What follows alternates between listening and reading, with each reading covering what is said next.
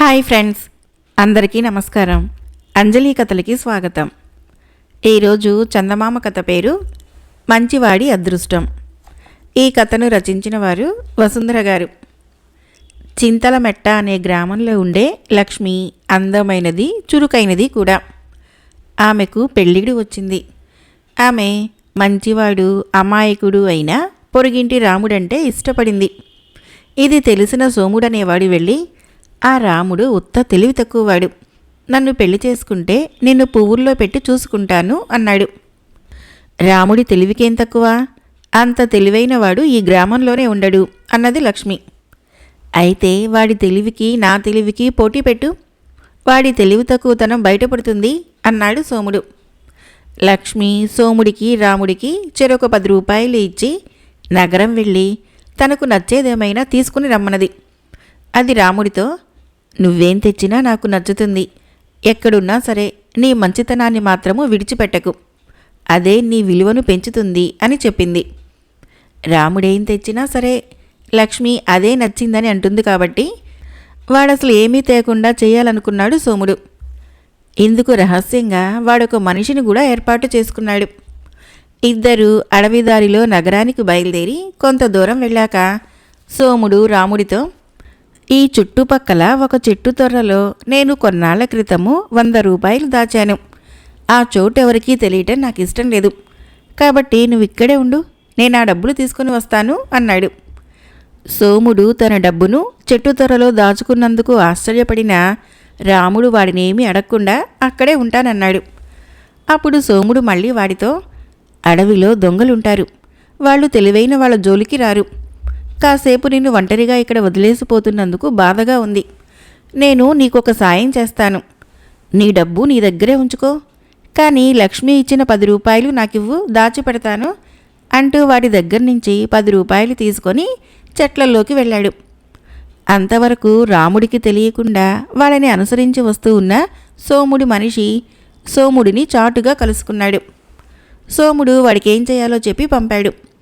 ఆ ప్రకారం వాడు రాముడి వద్దకు వెళ్ళి కత్తి చూపి బెదిరించి వాడి దగ్గర ఉన్న డబ్బంతా తీసుకొని వెళ్ళి సోముడికి అందజేశాడు. సోముడు వాడికి 1 రూపాయి బహుమతిగా ఇచ్చి పంపించేసి సంతోషంగా రాముడి దగ్గరికి వచ్చాడు. రాముడు జరిగిందంతా సోముడికి చెప్పి, అంతా నువ్వు చెప్పినట్లే జరిగింది, నీ దయ వలన నీ దగ్గర దాచిన లక్ష్మీ డబ్బు మాత్రము నాకు మిగిలింది అన్నాడు. ఇద్దరూ నగరం చేరాక ఒక నగల దుకాణం దగ్గరికి వెళ్ళారు. అక్కడ సోముడు ఒక నగను బేరం చేసి 10 రూపాయలు కొన్నాడు. అది చూసి రాముడు కూడా ఒక నగ కొనాలనుకున్నాడు. దుకాణం వాడు నవ్వి, సోముడు గారు మాకెన్నోసార్లు తన తెలివితో సాయపడ్డారు, అందుకని ఆయనకు ఊరికే ఇస్తే ఒప్పుకూడని 10 రూపాయలకే ఈ నగని ఇచ్చాము, ఇంకెవరైనా అయితే 200 రూపాయలకి తక్కువగా ఇవ్వము అన్నాడు. సోముడు అంత విలువైన నగ కొన్నాక తానేం కొన్నా తక్కువగానే ఉంటుందని రాముడు తానేమీ కొనలేదు. సోముడు మాత్రము తర్వాత దుకాణం లోపలికి వెళ్ళి దుకాణం వాడికి మిగతా డబ్బిచ్చి తను చెప్పినట్లే చేసినందుకు వాడికి కృతజ్ఞతలు చెప్పుకున్నాడు. ఇద్దరూ తిరుగు ప్రయాణమయ్యాక దారిలో సోముడు రాముడితో, నువ్వు నీ డబ్బంతా పోగొట్టుకున్నావు, నీకు తెలివి లేదు, నిన్ను చేసుకుంటే లక్ష్మికి సుఖముండదు, కాబట్టి లక్ష్మికి నా గురించి గొప్పగా చెప్పి ఎలాగైనా నాతో పెళ్లికి ఒప్పించు అన్నాడు. నువ్వు చెప్పింది నిజం, నువ్వు చాలా తెలివైన వాడివి, నిన్ను చేసుకుంటే లక్ష్మి సుఖపడుతుంది అని రాముడు ఒప్పుకున్నాడు. ఇద్దరూ అడవిని దాటి గ్రామాన్ని సమీపిస్తూ ఒక చెట్టు క్రింద పరదేశీనొకడిని చూశారు. వాడు వాళ్ళిద్దరి గురించి వివరాలన్నీ అడిగి తెలుసుకొని, దురదృష్టవంతులకు సాయపడమని ఒక దేవత నన్ను ఆదేశించింది, ఈ రాముడికి నా దగ్గర ఉన్న వజ్రాల హారాన్ని ఇస్తాను అంటూ దగదగలాడే హారాన్ని వాడికిచ్చి, దీన్ని నీకిష్టమైన వారికి తప్ప మరెవరికీ ఇవ్వకు, నువ్వు మంచితనాన్ని విడిచిపెట్టకుండా ఉంటే నీకు దేవతలు సాయపడతారని గుర్తుంచుకో అని అక్కడి నుంచి వెళ్ళిపోయాడు. ఇద్దరూ లక్ష్మి వద్దకు వెళ్ళాక సోముడి నగ రాముడి హారం ముందు విలవెలబోయింది. సోముడు లక్ష్మితో, రాముడికి తెలివి లేదు, అదృష్టం కలిసొచ్చి ఈసారికి ఇలాగైంది, కానీ ఇందులో వాడి గొప్పతనమేమీ లేదు అన్నాడు. మంచివాడినే అదృష్టం వరిస్తుంది, ఈ విషయంలో నీకు నమ్మకం లేకపోతే ఇద్దరికి మరొక అవకాశం ఇస్తున్నాను అన్నది లక్ష్మి. మర్నాడు మిత్రులు ఇద్దరూ లక్ష్మి దగ్గర నుంచి చెరొక 10 రూపాయలు తీసుకొని నగరానికి బయలుదేరారు. ఈసారి లోగడ సోముడు చేసిన ఏర్పాటు ప్రకారము రాముడికైన అనుభవాలన్నీ సోముడికయ్యాయి. అడవిలో దొంగ వచ్చి వాడిని దోచుకొని రాముణ్ణి విడిచిపెట్టాడు. ఇద్దరూ నగల దుకాణానికి వెళ్ళారు. అక్కడ దుకాణం యజమాని రాముణ్ణి చూసి, అయ్యా, నీ ముఖంలో అదృష్టం తాండవిస్తున్నది. మీ వంటి వారు ఊరికే ఒక వస్తువు మా దుకాణంలో తీసుకుంటే చాలు, మాకు అదృష్టం తిరుగుతుంది అంటూ బలవంతంగా వాడికి ఒక నగ ఇచ్చాడు. ఊరికే తీసుకుంటే బాగుండదని రాముడు దానికి 10 రూపాయలిస్తే సోముడు దుకాణం యజమానికి చాటుగా మిగతా డబ్బిచ్చాడు. ఇద్దరూ తిరుగు ప్రయాణంలో గ్రామ పులిమేరలు చేరుకునేసరికి వాళ్లకు మళ్ళీ ఇదివరకటి పరదేశీ కనబడి జరిగిందంతా అడిగి తెలుసుకున్నాడు. సోముడు పరదేశీకి కళ్ళనీళ్లు వచ్చే విధంగా తన కథంతా చెప్పి, అయ్యా, అడవిలో దొంగ నా దగ్గరున్న డబ్బంతా దోచుకోవాలని చూశాడు. అయితే వాడు దోచుకున్నది దోచుకోగా వాడి కంటబడకుండా కొంత డబ్బు దాయగలిగాను. ఆ మొత్తం నగరంలో ఖర్చయిపోయింది అన్నాడు దిగులుగా. పరదేశీ అంతా విని సోముడితో, నీ అంత దురదృష్టవంతుడు లోకంలో ఉండడు. నడి సముద్రంలో ఉన్నవాడికి చేయూతనిస్తే వాడి బరువుకి మనము సముద్రంలో మునిగిపోతాము. దురదృష్టవంతుడిని బాగు చేసేవారే లేరు. ఈ రాముడు చాలా అదృష్టవంతుడు. అలాంటి వారికే సాయపడమని నిన్న తెల్లవారుజామున దేవత నన్ను ఆజ్ఞాపించింది అంటూ మరొక వజ్రాల హారాన్ని రాముడికిచ్చి వెళ్ళిపోయాడు. ఇద్దరూ లక్ష్మి వద్దకు వెళ్ళాక ఆమె రాముడిచ్చిన వజ్రాల హారాన్ని తీసుకుని సోముడితో, రాముడిని దురదృష్టం వెంటాడినా అదృష్టం సరిచేసింది. నీ దురదృష్టము దురదృష్టంగానే మిగిలిపోయింది. అదే మంచితనానికి చెడ్డతనానికి తేడా అన్నది. ఇది విని సోముడు నిరుత్సాహంగా వెళ్ళబోతూ ఉంటే లక్ష్మి వారంతకు ముందు రోజు ఇచ్చిన నగను ఇంటి లోపల నుంచి తెచ్చి వాడికి తిరిగి ఇచ్చి, ఇది నేను తీసుకోవటం న్యాయం కాదు, దీన్ని నీ కాబోయే భార్యకి ఇచ్చుకో అన్నది. ఏం, నిన్ను పెళ్లి చేసుకోకపోయినా అభిమానం కొద్దీ నగను నీకు ఇవ్వకూడదా అన్నాడు సోముడు. పరాయి సొమ్ము నేను ఉంచుకోను. అన్నట్లు మీ ఇంటి పక్కనే ఉన్న కామాక్షిని మా ఇంటికి పంపు. రాముడికి ఇచ్చిన నకిలీ వజ్రాల హారాల్ని దానికిచ్చి వేయాలి. ఇది పరాయి సొమ్మే, దీనిని కూడా నేను ఉంచుకోను అన్నది లక్ష్మి. సోముడు ఆశ్చర్యంగా, ఎంత అన్యాయం! అంటే నువ్వు కావాలనే పరదేశీగా ఒకరిని పంపి ఈ నాటకం ఆడించావన్నమాట అన్నాడు. ఇందులో అన్యాయమేముంది? నువ్వు నన్ను మోసం చేయాలని కామాక్షి అన్నను దొంగలా నటించమన్నావు. కామాక్షికి నువ్వంటే ఇష్టమని దాని అన్నకు తెలుసు. అందువలన వాడు నాకు ఈ కథంతా ముందే చెప్పేశాడు. నేను కూడా వాడి సాయమే తీసుకుని నిన్ను మోసం చేశాను. నువ్వు గుర్తుపట్టలేదు కానీ పరదేశీ కూడా వాడే. వేషాలు మార్చటంలో వాడి ఎంతో దిట్ట. కామాక్షి నిన్ను ప్రేమించటం నా అదృష్టం. లేకుంటే నాకు నీ మోసం తెలిసేది కాదు అన్నది లక్ష్మి. లక్ష్మి మాటల్లోని నిజం గ్రహించాక కామాక్షి వంటి మంచిది, తెలివైనది తనని ప్రేమించటము తన అదృష్టమని సోముడికి అర్థమైంది. రాముడు లక్ష్మిని, సోముడు కామాక్షిని పెళ్లి చేసుకొని చాలా కాలము ఎంతో సుఖంగా జీవించారు. మరొక కథ. ఈ బేతాళ కథ పేరు చిత్రవర్ణుడి కథ. పట్టువదలని విక్రమార్కుడు చెట్టు వద్దకు తిరిగి వెళ్ళి చెట్టుపై నుంచి శవాన్ని దించి భుజాన వేసుకుని ఎప్పటిలాగే మౌనంగా శ్మశానం కేసి నడవసాగాడు. అప్పుడు శవంలోని బేతాళుడు, రాజా, ప్రతి ఒక్కసారి ప్రయత్నం విఫలమైతున్నా నిరాశ నిస్పృహలకు లోను కాకుండా కార్యసాధన పట్ల నీ పట్టుదల చూస్తూ ఉంటే నువ్వు మహాసత్వుల కోవకు చెందినవాడివని తోస్తున్నది. అయితే ఎంతటి మహాసత్వుడు, సూర్యుడు, వీరుడు అయినా ఒక్కొక్క సమయంలో సమయస్ఫూర్తితో ప్రవర్తించలేక తర్వాత విచారానికి, తీవ్రమైన ప్రతీకార వాంఛకు లొంగిపోతారు. నీలో కూడా ఇలాంటి లోపమేమైనా ఉంటే శ్మశానంలో ఈ అర్ధరాత్రి వేళ నువ్వు అచంచలమైన పట్టుదలతో పడుతున్న శ్రమ అంతా ఆఖరి క్షణంలో బూడిదలో పోసిన పన్నీరు కాగలదు. ఇందుకు ఉదాహరణగా చిత్రవర్ణుడు అనే రాజు కథ చెబుతాను, శ్రమ తెలియకుండా విను అంటూ ఇలా చెప్పసాగాడు. చిత్రవర్ణుడు సౌవీర దేశానికి రాజు. తండ్రి మరణానంతరము సింహాసనాన్ని అధిష్ఠించిన అతడు అచిరకాలంలోనే సమర్థుడైన పాలకుడుగా పేరు తెచ్చుకున్నాడు. పద్మగిరి యువరాణి రాగిణి ఏడాది క్రితము స్వయంవర మంటపంలో చిత్రవర్ణుడి మెడలో వరమాల వేసి భర్తగా ఎన్నుకున్నది. రాగిణి సౌందర్య రాసే కాక రాజనీతి విషయాల్లో కూడా అందవేసిన చెయ్యి. భర్తకు పాలనాపరమైన సమస్యలు ఎదురైనప్పుడు తగిన సలహాలిచ్చి సాయపడేది. సవ్వీర రాజధాని నగరానికి 4-5 ఆమడల దూరాన గల కొండ ప్రాంతంలోని మహారణ్యంలో ఎంతో పురాతనమైన ఒక కాళికాదేవి ఆలయం ఉన్నది. బహుశా రాజైన వాడి ధైర్య సాహసాలని పరీక్షించడానికి కావచ్చు ఆ దేశపు రాజు కనీసము ఏడాదిలో ఒక్కసారైనా ఆ ఆలయానికి ఒంటరిగా వెళ్ళి దేవీ పూజ చేసి రావాలన్న ఆచారం ఉండేది. ఆ ప్రకారము ఒకనాడు రాజు చిత్రవర్ణుడు ఒంటరిగా గుర్రమెక్కి కాళికాదేవి ఆలయానికి బయలుదేరాడు. అతను అరణ్యం ప్రవేశించి దేవి ఆలయ ప్రాంతాన్ని సమీపిస్తున్నంతలో అక్కడికి దగ్గరలోనే ఉన్న మహావృక్షాల వెనక నుంచి ఒక స్త్రీ ఆర్తనాదం వినిపించింది. చిత్రవర్ణుడు వెంటనే గుర్రాన్ని అదిలించి అటుకేసి వెళ్ళాడు. అక్కడ రాక్షసుడొకడు ఒక కోయ యువతిని పట్టుకొని మింగే ప్రయత్నంలో ఉన్నాడు. చిత్రవర్ణుడు గుర్రం మీద నుంచి క్రిందకి దూకి వరలో నుంచి సర్రున కత్తి దూసి, ఒరే రాక్షస, చేవగలవాడివైతే నాతో పోరాడి గెలిచి నన్ను మింగు.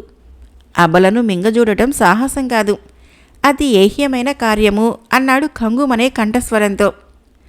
రాక్షసుడు చిత్రవర్ణుడి కేసు వింతపడుతున్నట్లుగా చూసి, నువ్వా నాతో పోరాడి గెలిచే వీరుడివి? ఛీ, నోరు మూసుకో అన్నాడు. చిత్రవర్ణుడు అమితావేశంతో రాక్షసుణ్ణి సమీపించాడు.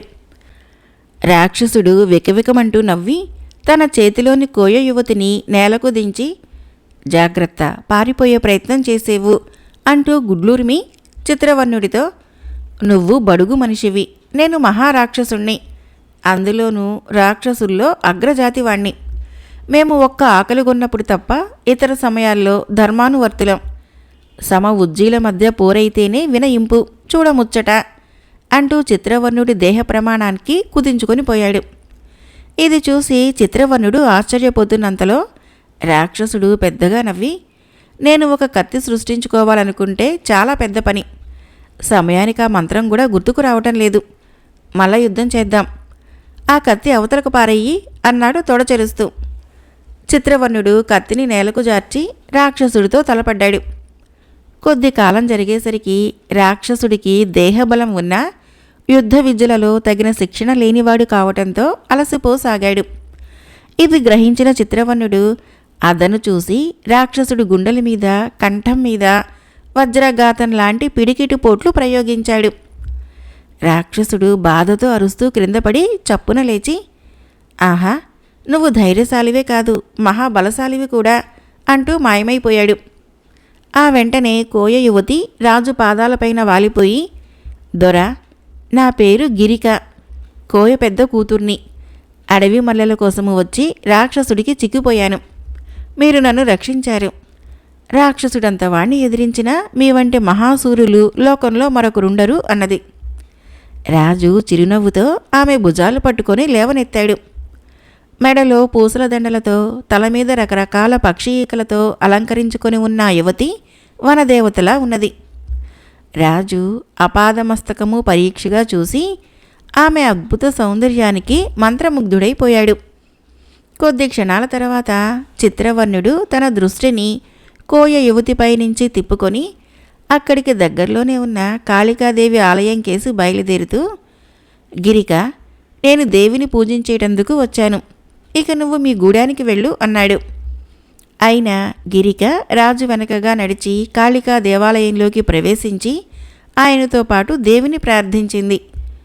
రాజు బయటికి వచ్చి తను ఎక్కి వచ్చిన గుర్రం ఉన్న చోటుకు నడుస్తూ ఉండగా ఆమె అతన్ని అనుసరించి రాసాగింది. చిత్రవర్ణుడు గిరిక ఏదో చెప్పటానికి తటపటాయిస్తున్నట్లు గ్రహించి, గిరిక, నీలో నువ్వే ఏదో మదనపడుతున్నట్లు ఉన్నావు. చెప్పదలుచుకున్నదేదో నిర్భయంగా చెప్పు. నేను ఈ దేశాన్నేలే రాజు చిత్రవర్ణుణ్ణి అన్నాడు. అది విని గిరిక ఒక్క క్షణం నివ్వెరపోయి, మీరు మహారాజులని ఇప్పటి వరకు గ్రహించలేకపోయాను. మీరా దేవుని ఏమని ప్రార్థించారో నాకు తెలియదు. నేను మాత్రము మహాసూరులైన మిమ్మల్నే నా భర్తగా ప్రసాదించమని వేడుకున్నాను అన్నది నిరాశగా. రాజు క్షణకాలం తెల్లబోయి అంతలోనే తేరుకొని ఏదో చెప్పబోయేంతలో ఒక 25 ఏళ్ల కోయ యువకుడు అక్కడికి వస్తూ, గిరిక, నువ్విక్కడున్నావా? నీకోసం ఈ చుట్టుపక్కలంతా గాలిస్తూ వస్తున్నాను అన్నాడు ఆదుర్దాగా. గిరిక ఆ యువకుడికి జరిగిందంతా చెప్పి, రాక్షసుడి నుంచి నన్ను రక్షించిన వీరు మన దేశాన్నేలే మహారాజులు అన్నది. కోయ యువకుడు రాజుకు నమస్కరించి, మహారాజా, గిరికను రక్షించి నాకు చాలా మేలు చేశారు.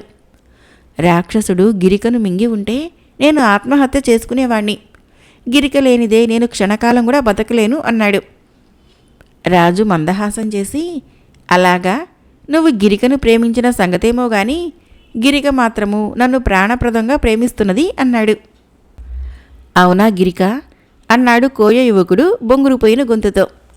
గిరిక అవునన్నట్లుగా తల ఊపింది. రాజు దీర్ఘంగా ఒక నిట్టూర్పు విడిచి కోయ యువకుడితో, ఈ చిక్కు సమస్యకు ఒకటే పరిష్కార మార్గం ఉన్నది. నేను రాక్షసుణ్ణి ఓడించిన మాట నిజమే కానీ నిన్ను ఓడించలేదు. నువ్వు మల్లయుద్ధంలో నన్ను ఓడించగలిగితే గిరిక నీదైతుంది అన్నాడు. ఇందుకు కోయ యువకుడు సంతోషంగా సరేనన్నాడు. రాజు గిరికను, ఈ పద్ధతి నీకు ఇష్టమే కదా అని అడిగాడు. గిరిక ఇష్టమేనన్నట్లుగా తల ఊపింది. మరు క్షణంలో రాజు కోయ యువకుడికి మధ్య మల్ల యుద్ధం ప్రారంభమైంది. 4-5 నిమిషాలు గడిచే లోపల కోయ యువకుడు రాజు డొక్క మీద బలమైన ముష్టిఘాతం ఇచ్చాడు. రాజు చిన్నగా అరిచి క్రింద పడి స్పృహ కోల్పోయాడు. కొద్దిసేపు తర్వాత చిత్రవర్ణుడు స్పృహలోకి వచ్చి లేచి నిలబడి, గిరిక, నేను ఓడిపోయాను. నువ్వు మీ బావుని పెళ్లాడి సుఖంగా ఉండు అంటూ వెంటనే గుర్రమెక్కి రాజధానికి బయలుదేరాడు. ఇది జరిగిన కొన్నాళ్లకి చిత్రవర్ణుడు పుట్టినరోజు సందర్భంగా రాజధాని నగరంలో యుద్ధ విద్యలలో రకరకాల పోటీలు ఏర్పాటయ్యాయి. పోటీలలో గెలుపొందిన వారికి విలువైన బహుమతులు ప్రకటించాడు రాజు. పోటీల ముగింపు రోజు జరిగిన మల్లయుద్ధం పోటీలలో గిరిక బావ అయిన కోయ యువకుడు రాజాస్థానంలోని మల్లులందరినీ ఓడించి విజేతగా నిలిచాడు. ఇంతలో కోయ యువకుడికి బహుమతి ప్రదానం చేయవలసిన రాజు చిత్రవర్ణుడే కోయ యువకుడితో మల్లయుద్ధం పోటీకై బరిలోకి దిగాడు. రాజు ప్రవర్తనకి పౌరులకే కాక పోటీలు చూడవచ్చిన గిరికకు కూడా ఆశ్చర్యమైంది. అయితే ఈ పోటీలో తన బావ తప్పకుండా నెగ్గుతాడని భావించిన గిరిక పోటీని కుతూహలంగా చూడసాగింది. కానీ చిత్రవర్ణుడి లాఘవము, శక్తి సామర్థ్యాల ముందు కోయ యువకుడు నిలవలేకపోయాడు. క్షణాలలో రాజు కోయ యువకుణ్ణి మట్టి కరిపించాడు. బేతాళుడు ఈ కథను చెప్పి, రాజా, కోయ యువతి గిరిక విషయంలో చిత్రవర్ణుడు ప్రవర్తించిన తీరు చూస్తే అతడిలో సమయస్ఫూర్తి మృగ్యమని, నిలకడలేని బుద్ధి కలవాడని తెలుస్తున్నది కదా. ప్రథమంగా అతడు గిరిక సౌందర్యానికి ముగ్ధుడవటం వలనే అతడు ఆమె నుంచి దృష్టిని మరల్చుకోలేకపోయాడు. అంటే ఆమెను తన భార్యగా చేసుకోవాలనే కాంక్ష అతడిలో ఉన్నట్లు విదితమైతూ ఉన్నది. అయితే సమయానికి కోయ యువకుడు వచ్చి గిరిక పట్ల తన ప్రేమ గురించి చెప్పడంతో తన బుద్ధిని మార్చుకున్నాడు. ఇకపోతే అతడి శూరత్వం గురించి రాక్షసుడు న్యాయం ఆలోచించి తనకు తానై శరీరాన్ని కుదించుకోకపోతే రాజు అతన్ని మల్లయుద్ధంలో ఓడించగలిగేవాడే కాదు. అన్నిటికన్నా రాజు నిలకడలేని బుద్ధికి సాక్ష్యము అతడు మల్లయుద్ధంలో అందర్నీ ఓడించిన కోయ యువకుడిపైన మల్లయుద్ధానికి దిగి అతన్ని ఓడించటము. ఇది గిరికను పెళ్లాడిన కోయ యువకుడిపైన రాజు చిత్రవర్ణుడికి గల అక్కసును అసూయను వెల్లడించటం లేదా? ఈ సందేహాలకి సమాధానం తెలుసు కూడా చెప్పలేకపోయావో నీ తల పగిలిపోతుంది అన్నాడు. దానికి విక్రమార్కుడు, రాజు చిత్రవర్ణుడికి అరణ్యంలో కోయ యువతి గిరికతో పరిచయం అయినప్పటి నుంచి జరిగిన సంఘటనలను వేటికవేగాక అన్నిటినీ సూత్రబద్ధం చేసి ఆలోచించాలి. రాక్షసుడు మహాకాయంతో భీకర రూపంలో ఉన్నప్పుడే చిత్రవర్ణుడు అతడిపైన కత్తిని దూశాడు. దీనిని బట్టి అతడు మహాసూరుడనే దాంట్లో శంకకు తావులేదు. రాక్షసుడు తన రూపాన్ని కుదించుకోవటము అదంతా వాడు నమ్మిన ధర్మ సూక్ష్మానికి సంబంధించింది మాత్రమే.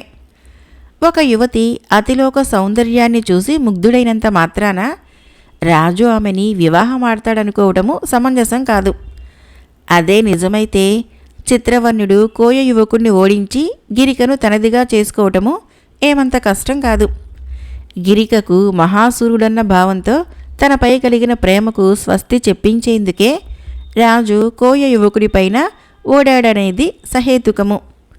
తర్వాత అతడు పోటీలలో కోయ యువకుణ్ణి సునాయాసంగా ఓడించటము రాజతంత్రానికి సంబంధించినది. అలా చేయకుండా పోటీలలో గెలిచిన కోయ యువకుడికి చిత్రవర్ణుడు బహుమతి ప్రదానం చేసి ఉంటే వాడు ఏదో ఒక సమయంలో తాను రాజుని అరణ్యాన మల్లయుద్ధంలో చిత్తుగా ఓడించానని ఇతరులతో చెప్పే అవకాశం ఉన్నది. ఒక దేశానికి రాజైన వాడికి అంతకు మించిన అవమానము తలవంపులు కలిగించేదేది మరొకటి ఉండదు. అందుచేతే చిత్రవర్ణుడు అందరి సమక్షంలో కోయ యువకుణ్ణి ఓడించి వాడికి గతంలో తన ప్రతాపాన్ని గురించి ప్రచారం చేసుకునే అవకాశం లేకుండా చేశాడు. ఈ వాస్తవాన్నంతా గుర్తించినప్పుడు చిత్రవర్ణుడు సమయస్ఫూర్తి దృఢ స్వభావం కలవాడని, మహాసూరుడని, కేవలము వ్యక్తిపరమైన అసూయ ప్రతీకార వాంఛలు లేనివాడని తేలుతున్నది అన్నాడు. రాజుకి ఈ విధంగా మౌనభంగం కలగగానే బేతాళుడు శవంతో సహా మాయమై తిరిగి చెట్టెక్కాడు. ఈ కథకు ఆధారము ఆర్ పట్టాభిరామరాజు రచన. మరొక కథ పేరు కార్యసాధకుడు. ఈ కథను రచించిన వారు వారణాసి శ్రీరామకృష్ణ గారు. శ్రీకంఠుడనే జమీందారుకు వ్యవసాయపు పనులు పర్యవేక్షిస్తూ దానితో పాటు దివాణానికి వచ్చిపోయేవారిని గమనిస్తూ బాధ్యత తగిన మర్యాదలతో ప్రవర్తించగల సమర్థుడైన వ్యక్తి కావలసి వచ్చాడు. ఆనాటి వరకు ఇలాంటి పనులను ఎంతో నేర్పుగా నిర్వహిస్తూ వచ్చిన నారాయణయ్య హఠాత్తుగా కాలధర్మం చెందడంతో జమీందారుకు ఈ సమస్య ఎదురైంది. ఆయన దీని గురించి దివానుతో ప్రస్తావించాడు. దివాను ఒక్క క్షణం ఆలోచించి, అయ్యా, ఈ పనికి నారాయణయ్య కొడుకు శశాంకుడు తగినవాడని నా నమ్మకము అన్నాడు. ఆ మర్నాడే శశాంకుడు జమీందారును దర్శించి తన తండ్రి స్థానంలో తనను నియమించవలసిందిగా కోరాడు. శశాంకుడిలోని తెలివితేటలు కార్యదక్షత ఆధారంగా మాత్రమే వాడిని పనిలోకి తీసుకోవాలని నిర్ణయించుకున్న జమీందారు వాడిని తిరిగి 2 రోజుల తర్వాత రావాల్సిందిగా చెప్పాడు. జమీందారు చెప్పిన విధంగా శశాంకుడు 2 రోజుల తర్వాత ఆయన దగ్గరికి వచ్చాడు. జమీందారు వాడితో, నీకు ఉద్యోగం ఇచ్చే సంగతి తర్వాత ఆలోచిస్తాను. ముందు నువ్వొక పని చెయ్యాలి. ఈరోజు సాయంకాలము మా అమ్మాయి అత్తవారింటికి వెళ్ళిపోతున్నది. ఆమె కోసము ఒక నగ తయారు చేయమని పట్టణంలోని వర్తకుడికి పురమాయించాను. నగ ఈ ఉదయమే అందింది. నగను చూసి అమ్మాయి దానిలో కొన్ని మార్పులు చేసినట్లయితే మరింతగా అందంగా కనపడుతుందని చెబుతున్నది. నువ్వు తక్షణం వెళ్ళి అమ్మాయి చెబుతున్న మార్పులు చేయించుకొని రావాలి. అమ్మాయి అత్తవారింటికి బయలుదేరి వెళ్లేలోగా నువ్వు పని ముగించుకొని తిరిగి రావాలి. సమయం చాలా తక్కువగా ఉంది అన్నాడు. శశాంకుడు జమీందారు కూతుర్ని అడిగి నగలో చేయవలసిన మార్పులు తెలుసుకొని పట్టణం వెళ్ళి నగల వర్తకుడిని కలిశాడు. వర్తకుడు శశాంకుడు చెప్పింది విని, నువ్వు చెబుతున్న జమీందారెవరో నాకు గుర్తులేదు. మా దుకాణం ప్రసిద్ధి నీకు తెలిసే ఉండాలి. ఇక్కడికెందరో జమీందారులు, రాజోద్యోగులు, గొప్ప భూస్వాములు నగలు కొనేందుకు వచ్చిపోతూ ఉంటారు. ఏదేమైనా మా దుకాణంలో కొన్న నగలకి తగు మార్పులు చేసి ఇవ్వటము మా విధి. అయితే ఈ నగ మా దగ్గరే కొనుగోలు చేసినట్లుగా డబ్బు ఇచ్చినప్పుడు మేమిచ్చిన చెల్లు చీటీ చూపవలసి ఉంటుంది అన్నాడు. జమీందారు శశాంకుడికి అలాంటి చీటీ ఏమీ ఇవ్వలేదు. దానికోసమై తిరిగి జమీందారు వద్దకు వెళ్ళటం అంటే శ్రమతో పాటు కాలం కూడా వృధా. ఆయన చెప్పిన సమయానికి పని పూర్తి కాదు. ఇలా ఆలోచించి శశాంకుడు మరొకసారి వర్తకుడిని అడిగి చూశాడు. అయితే వర్తకుడు తల అడ్డంగా ఆడించి, మా దగ్గర కొనుగోలు చేసిన నగలకే మీరు కోరిన మార్పులు తక్షణం చేసి ఇచ్చే అవకాశం ఉంది.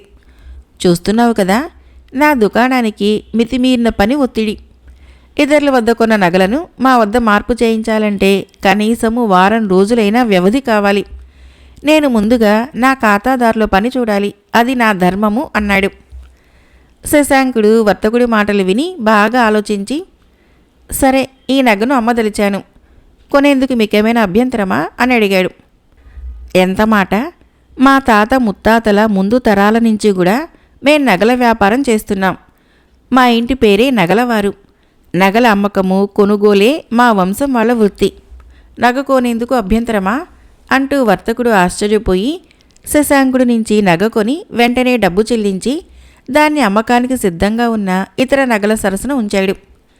శశాంకుడు డబ్బు తీసుకొని కొంత దూరం వెళ్ళి ఏదో ఆలోచన వచ్చిన వాడిలా తిరిగి వర్తకుడి వద్దకు వచ్చి, అయ్యా, ఏదో క్షణికావేశంలోనో తిక్కరేగో నగను అమ్మాను, కానీ నిజంగా అమ్మాలని లేదు. ఇప్పుడు దాన్ని తిరిగి కొనాలని బుద్ధి పుట్టింది. అయితే నగలో చిన్న చిన్న మార్పులు చేస్తే చాలు అన్నాడు. ఇది విని వర్తకుడు తృప్తిగా తలాడించి, మా దుకాణంలో నగలు కొనుగోలు చేసిన మీలాంటి మాన్యులైన ఖాతాదారులకు అడిగిన మార్పులు చేయటం మా విధి అంటూ పనివాళ్ళని పిలిచి శశాంకుడు చెప్పిన మార్పులు చేసి నగని అమ్మకానికి సిద్ధం చేయవలసిందిగా ఆదేశించాడు. పనివాళ్లు కొద్దిసేపట్లోనే నగలో చేయవలసిన మార్పులు చేసి దానిని వర్తకుడి ముందు ఉంచారు. ఇప్పుడు వర్తకుడు శశాంకుడితో, అయ్యా, మేము నగను మీ దగ్గర నుంచి కొనుగోలు చేసిన ధరకు మేము అమ్మే ధరకు కొద్దిపాటి వ్యత్యాసం ఉంటుంది. నగను తిరిగి కొనేందుకు 100 రూపాయలు అదనంగా ఇప్పుడు ఇవ్వవలసి ఉంటుంది అన్నాడు. నగలో మార్పుల చేర్పుల నిమిత్తము మజూరీ కోసమై జమీందారు గారిచ్చిన 100 రూపాయలు శశాంకుడి దగ్గర ఉన్నాయి. ఆ డబ్బుని నగను అమ్మగా వర్తకుడిచ్చిన డబ్బుతో కలిపి వర్తకుడి నుంచి నగను తిరిగి కొనుగోలు చేసి అనుకున్న సమయానికి జమీందారు గారింటికి చేరాడు శశాంకుడు. నిజానికి జమీందారు నగల వర్తకుడు బాగా పరిచయస్తులు. జమీందారు సూచన మేరకే వర్తకుడు నగలో మార్పులు చేయటానికి నిరాకరించాడు. శశాంకుడి నుంచి జరిగిందేమిటో విన్న జమీందారు చాలా సంతోషించి అతన్ని కార్యసాధకుడిగా గుర్తించి దివాణంలో తండ్రి చేసిన ఉద్యోగంలో నియమించాడు. కథ అయిపోయింది. ఫ్రెండ్స్, ఈ కథలు నచ్చినట్లయితే మన ఛానల్ని తప్పకుండా సబ్స్క్రైబ్ చేయండి, లైక్ చేయండి, షేర్ చేయండి, కామెంట్ చేయండి. Thank you.